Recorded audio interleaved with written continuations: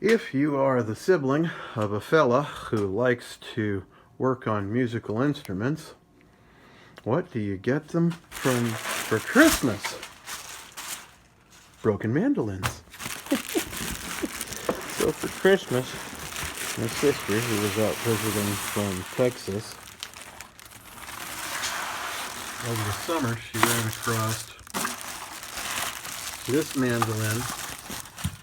And funny thing is, it wasn't completely broken. It was a cracked neck, and maybe not as compound a fracture. And then her son picked it up by the head, and the body fell off of it, snapped it off. So now we've got a significantly compound fracture. And then beside it was another. I don't know the brand. I can't find a brand name on these. But two identical. This one, oh, that doesn't look so bad. Oh, wait. The face is flattened.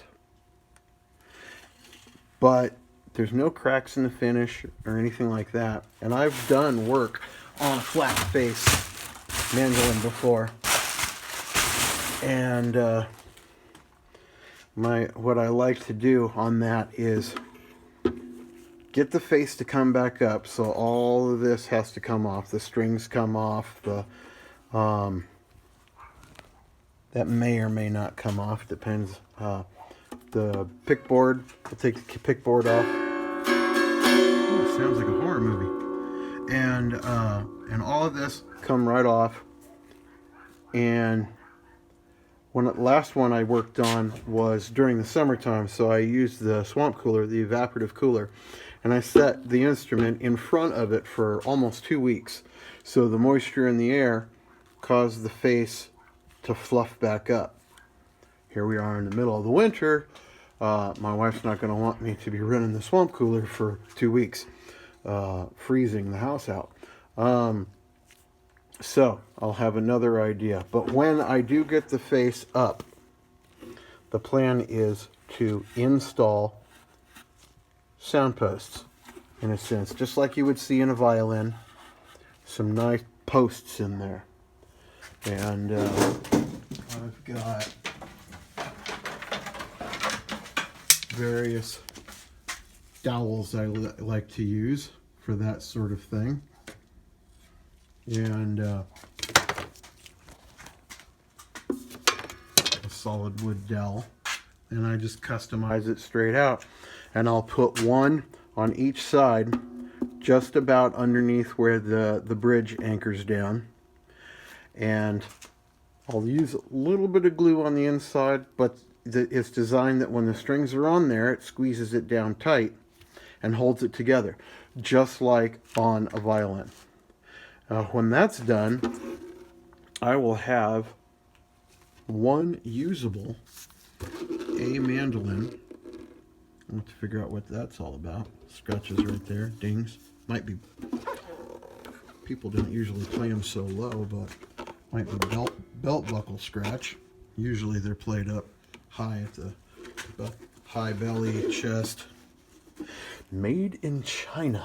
So that one does not have a Made in China sticker on it.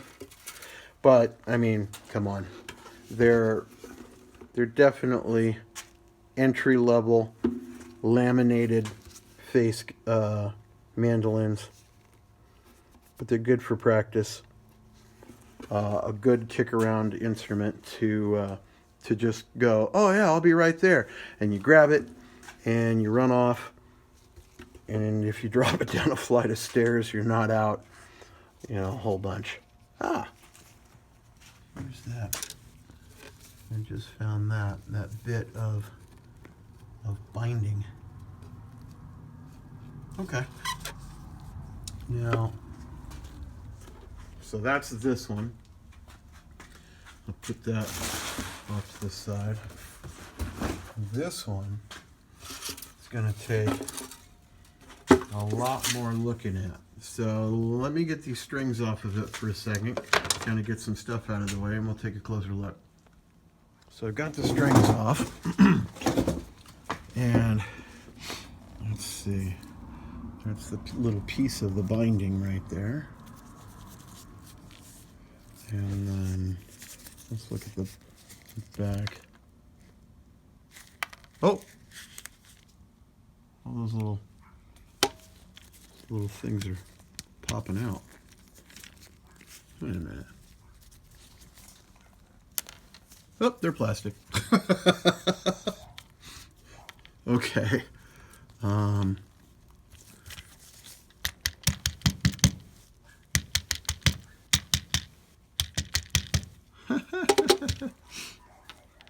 Well.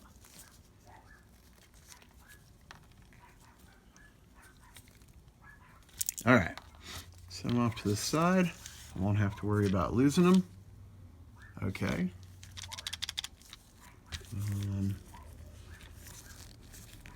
The nut is on there. Okay, so it's glued on there. All right, so that's not too bad. This was dovetailed in, not very, wow, what a mess. Not very well. They used these shims. No wonder it broke. Had this big old gaping miss, and it put a lot of all right, probably hear a bunch of the dogs barking in the background. Let's see. Wow. Okay, even if it did glue back together, there's a chunk of wood missing. I don't think I am going to be able to repair this. But what that does mean is, one, I have parts, and two, maybe the future of this is to be disassembled and look at it from the inside. I mean, it's not high quality, high dollars, good example of a mandolin, but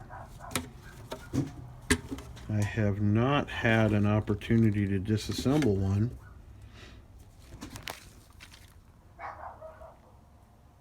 And hold on a sec.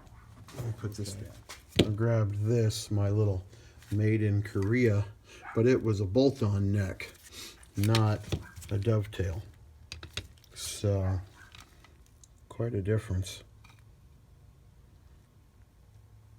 Okay. I saved this from the last idea because maybe it can be repurposed around like a banjolin or something. Homemade. Who knows? I wonder. Looks about the same size.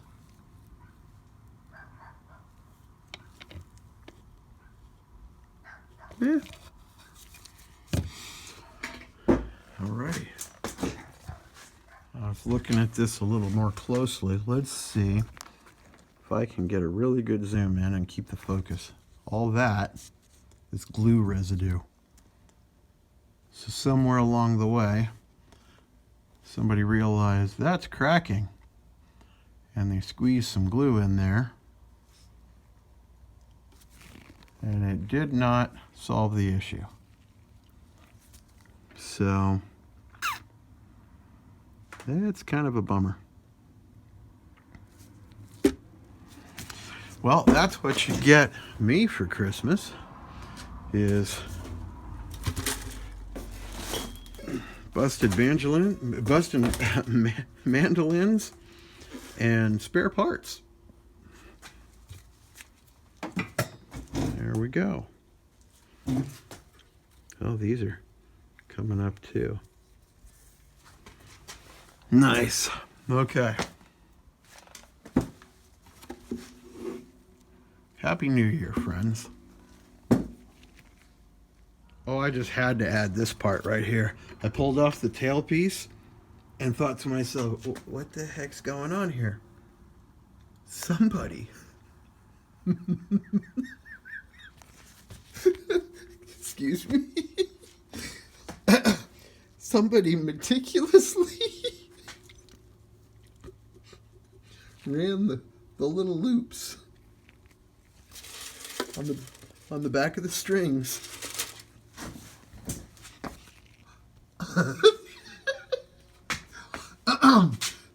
Through the bottom of this tailpiece.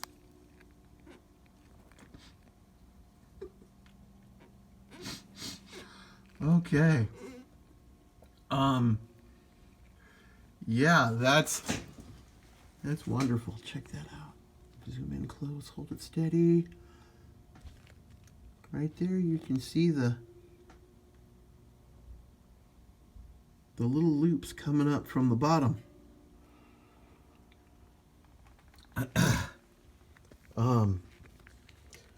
Which I just sort of had to share. Anybody who knows just a little bit about mandolins knows that the string comes in, loops onto the end there, and then that covers it. So, yeah, that was funny and amusing, and I wanted to share. I had this tucked in my garage, and so I went and microwaved for a few minutes, a cup of water. I'm going to take this smash-faced mandolin and put it face down over the cup, close it, and that will add some humidity to that area and solve the issue of how am I going to humidify the body of the instrument during the cold, dry winter here in the desert. So I'll leave that in there for a few days and we'll see if the face of the instrument plumps out. Well, it's been a few days. I don't expect this to be much different, but you'll remember I stuffed it in there with hot water. There's no moisture gathered at the top. Still water there. Ooh, actually that's a lot better than I expected it to be. Look at that. You remember when we first did this, it was concave. Yes, that's our word for the day. And now it's pretty close to where it's supposed to be. That did much better than I expected it to do in just one sitting. Okay. Let me put this over here. Pull this out. I'm going to move this whole thing right here. So what the plan will be, if I can get this to zoom in, not zoom in, but focus inside, is you can see that bar of wood running lengthwise down the inside of the face of the instrument, and it's on both sides. So theoretically that has disconnected somehow, or in some way failed this instrument, which allowed the face to fall in. If I can get this to focus, it'll be much better. Focus, please. There we go. And so here's that busted one with the busted neck, and we can see how the face compares to this one that's a complete neck but had the squashed face. That's pretty close. What I'm probably going to do is that same thing again. I'm going to put it face down over the cup of hot water and allow it to steam it and collect the moisture for a couple more days. And that'll just be my process for this. So after that, I will myself a post. If I can hang on to it, that I can put on the inside, wedge it in place just like you would the sound post in a violin.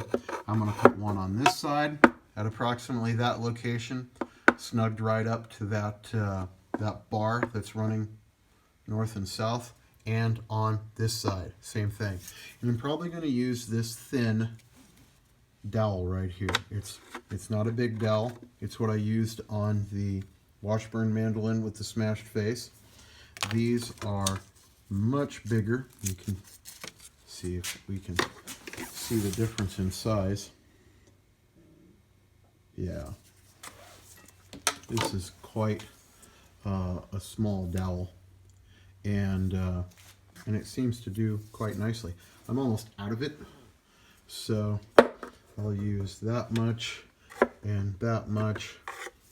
Probably use about that much of the dowel, and that will just take some individual kind of machining to get that on the inside, get it approximately where the bridge would fit.